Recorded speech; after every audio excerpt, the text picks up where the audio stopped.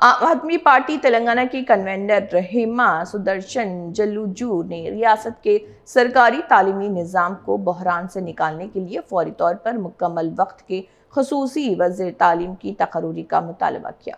उन्होंने सरकारी स्कूलों में असातिज़ा की कमी और बुनियादी सहूलियात के फ़क़दान पर तशवीश ज़ाहिर की।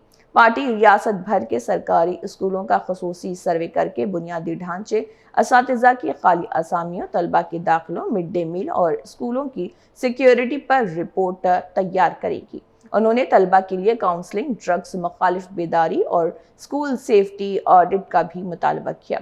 हेमा सुदर्शन ने खबरदार किया कि मुतालबात फौरी कार्रवाई ना हुई तो पार्टी अवामी तहरीक और असम्बली घेराव करेगी। మనకి విద్యాశాఖ మంత్రి లేకపోవడం వల్ల తెలంగాణలో మొత్తం విద్యా వ్యవస్థ అస్తవ్యస్తమైంది. మన ఇటు సైడ్ చూసుకుంటే కనీసం ఒక టీచర్ననే చూడకుండా 10వ తరగతి పిల్లలు మర్డర్ చేసే సిచ్యువేషన్కి వచ్చారు. సో మర్డర్ జరిగింది మొన్న నల్లగొండలో. ఒక టీచర్ గాంజాయి తాగుతుండగా ఆల్రెడీ తాగకూడదని చెప్పేసి ఒక ఫోటో తీసుకొని పెట్టుకోవడం జరిగింది అని చెప్పేసి కూడా చెప్తున్నారు.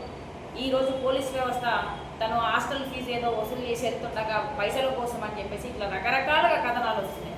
మొన్న చూసుకుంటే శ్రీ చైతన్య ఏది మల్కాజ్గిరి దగ్గర ఏది అక్కడ కూడా సేమ్ ఇదే పరిస్థితి. పిల్లల్ని 12 మంది ర్యాగింగ్ పేరుతో ఒక అబ్బాయిని కొట్టడము, మొత్తం ఎక్కడికక్కడ అబ్బాయి శరీరం మొత్తం గాయాలు అవ్వడం. దీని మీద మళ్ళీ శ్రీ చైతన్య వాళ్ళు కాల్ చేసేది కింద పడిపోయారు అని చెప్పేసి అబద్ధాలు చెప్పడం, ఇవన్నీ జరుగుతుంది. ఈ రోజున మా ఏంటిది ఎలా చూసుకున్నా కూడా స్కూళ్ళు పిల్లల్లో చదువుకునే వాళ్ళకు ఇలాంటి ఆలోచనలు ఎందుకు వస్తున్నాయి? స్కూల్ వ్యవస్థ ఎక్కడ నడుస్తుంది?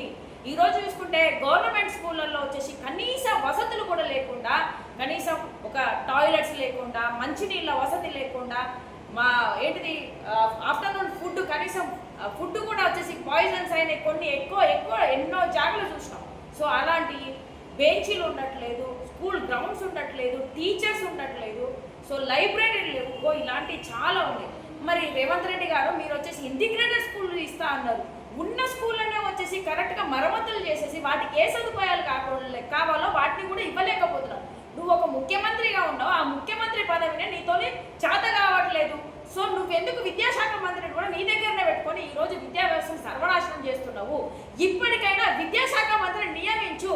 నువ్వు ఎక్కడికక్కడ పోయి ప్రభుత్వ స్కూళ్ళను వదిలిపెట్టి ప్రైవేట్ స్కూళ్ళలో రిబ్బన్ కటింగ్లో పోతున్నావు. ఈరోజు ఒక హీరోగా ఉండి పోవాలా, సినిమాలు చేసుకో చేతనైతే నీకు ఇట్లా రిబ్బన్ కటింగ్లో పోవాలా, ఇట్లా పోవాలి అని చెప్పేసి అనుకుంటే నువ్వు గెస్ట్ లాగా పోవాలనుకుంటే ఒక ముఖ్యమంత్రి పదవిలో